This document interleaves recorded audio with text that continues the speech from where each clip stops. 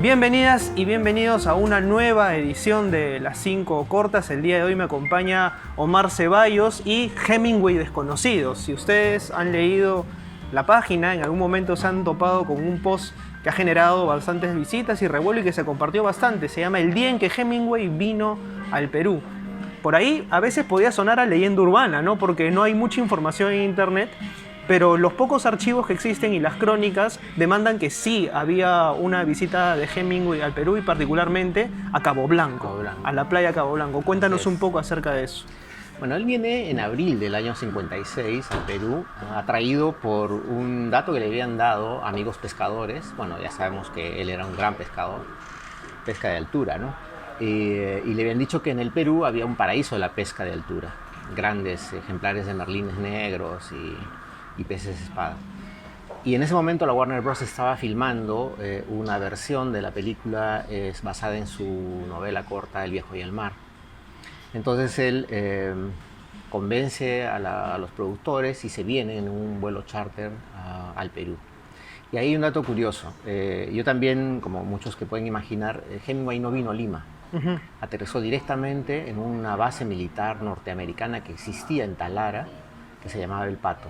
Y ahí aterriza un avión Brani, creo, con un equipo de la Warner Bros., algunos amigos, su esposa y el presidente del Fishing Club de Cabo Blanco, que era un club muy exclusivo que solo albergaba a grandes millonarios que tenían la posibilidad de pagar la cuota, que era en ese momento como $15,000, era muchísimo dinero, y que les gustara la pesca de altura, ¿no? Entonces este club funcionó ahí muchos años bajo la presidencia de un peruano, un banquero peruano, que fue quien acompañó a Hemingway. Es así como él viene directamente a esa zona a pescar merlines, porque él quería que la filmación sea de una pesca real, no un pez de plástico que iba a sonar como a burdo, ¿no? Ahora, El viejo y el mar, librazo, pero la película no corrió con la misma suerte. Me mencionabas antes de empezar la entrevista, ¿no? Que el mismo Hemingway se arrepiente de haber escogido a este actor, ¿no?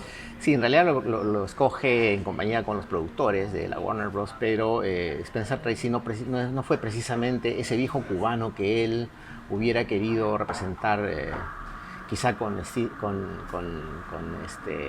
otro actor, digamos, que se asemeje un poco más, que tenga más rasgos más latinos, ¿no? Sí, la verdad es que la crítica fue muy feroz contra la película y la verdad es que está en internet, uno la puede ver en YouTube y la verdad es bien mala. Bueno, es también, como siempre digo, cuando se adapta un libro a una película es el punto de vista del director, ¿no? Por ejemplo, en The Royal Hand of the Sun, esta novela inglesa, claro, en el libro se nota que hay una investigación detrás de lo que fue el imperio de los incas y demás, pero en la película ponen a un Atahualpa rubio y ponen, ¿cómo se llama?, a los incas como si fuesen pieles rojas, ¿no? Entonces hay esa visión, ¿no? Lo mismo pasó con Indiana Jones, ¿no? O sea, que por momentos ponían música mexicana y demás, ¿no? Sí, bueno, son cosas que imagino que pasan, ¿no? Un poco de documentación no vendría mal. Respecto al libro y volviendo nuevamente a esto, incluso la foto, si es que hacemos ahí un acercamiento, es de la visita a Hemingway al Perú. Me mencionabas que fueron tomadas por una fotógrafa alemana. Así es. Se trata de Modeste von Unruh, una fotógrafa alemana que tiene además una historia muy particular y muy interesante, que lastimosamente yo la encontré una vez que el libro ya estaba terminado y editado, estaba a punto de entrar a imprenta. Y en realidad creo que hubiera dado para una crónica más, porque esta mujer que nace al norte de un pueblito en Alemania, trabajó en un periódico en su pueblo como fotógrafa y un día decide hacer un raid en su Volkswagen desde California hasta Tierra del Fuego. Para eso envía su auto en un buque y ella se embarca también y en efecto empieza el raid desde California en su escarabajo y va contando con crónicas de viaje sus peripecias, ¿no? Y al llegar a Lima, el escarabajo muere, en realidad se malogra completamente y terminó su aventura. Espero que no haya sido por las carreteras, ¿no? Que en ese tiempo venían mal, me imagino. Probablemente, o sea, estamos hablando del año 54, 55. Un bache y chao, ¿no? Sí, claro. Y entonces ella no sabe qué hacer y se queda un tiempo en Lima y conoce a un científico rumano, de apellido impronunciable. y se conoce, se enamora de él y se casan. Y viven en Chaclacayo, en una casita con piscina, en un lugar apacible en Chaclacayo. Y bueno, se queda un buen tiempo aquí hasta que se entera que llega Hemingway y ella dice, no, pues sí, yo tengo que ir a ver a un premio Nobel. Y además, entonces se va al norte y lo recibe. Hasta ese momento no sabíamos que había una persona más o una periodista más que hubiera estado con él. Solo sabíamos de los tres que todo el mundo conoce, que es el Pumpa Donaire, ¿no? Mario Saavedra y Manuel Jesús Orbegoso. Todos ya murieron. Yo tuve la oportunidad de entrevistar a 2 de ellos. Pero no sabíamos que ella se había embarcado. Y no solo que se había embarcado con él, sino que además había hecho una serie de fotografías inéditas que no se habían publicado, ¿no? ¿Y esas fotos? Esas fotos finalmente estaban en su archivo personal hasta que un periodista alemán que está escribiendo una biografía sobre Hemingway la contacta y le compra los archivos, ¿no? Ella aún vive, espero ir a visitarla este año. Porque me gustaría que me cuente un poco más detalles sobre eso, pero...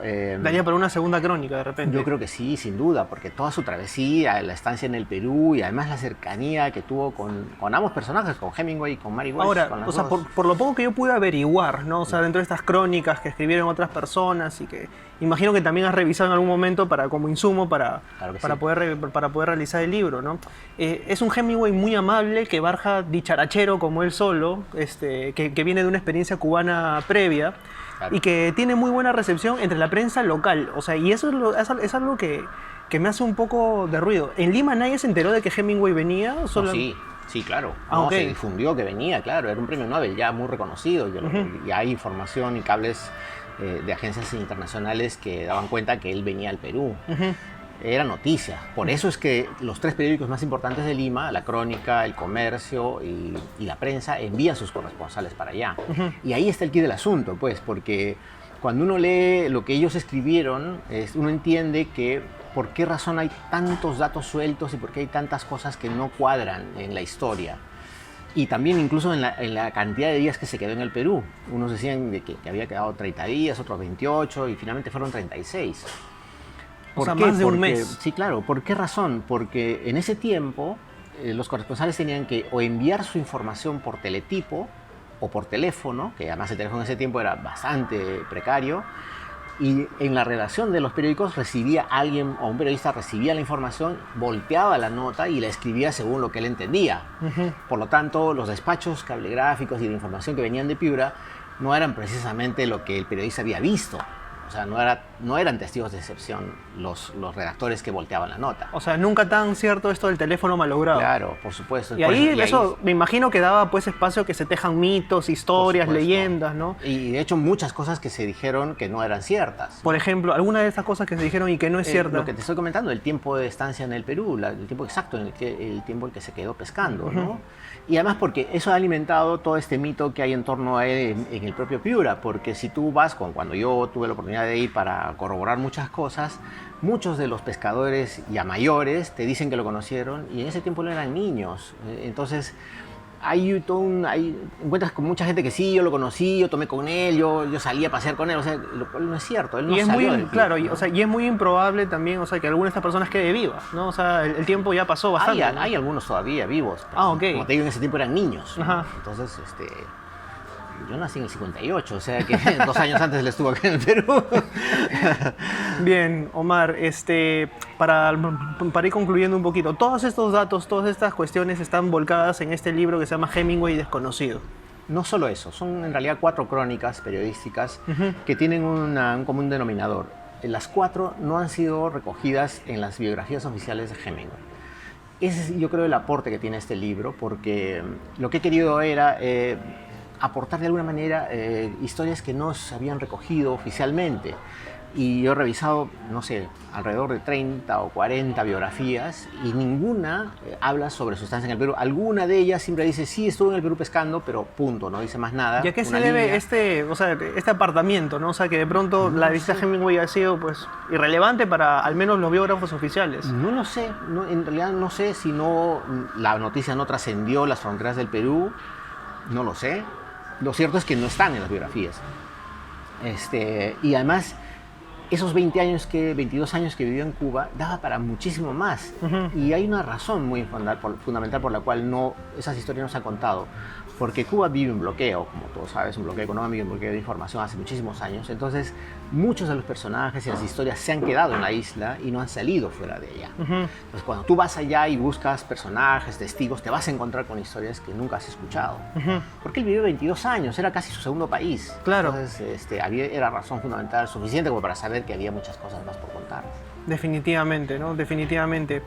Bueno, yo he disfrutado mucho de esa entrevista, te agradezco bastante, espero que vayan y consigan Hemingway Desconocido. A mí personalmente me ha abierto un camino distinto y que espero pues dé para esta segunda parte del libro que conozcas a la fotógrafa y que pues salga una historia muy rica de ahí, porque siento que el hecho de no considerar la visita de Hemingway al Perú relevante para los biógrafos y oficiales, siendo además el único país de Latinoamérica que visitó después de Cuba, ¿no? O sea, un premio Nobel de la calidad de Hemingway no visitó otro país que no fuese Perú, Cuba. O sea, y ahí quedó, ¿no?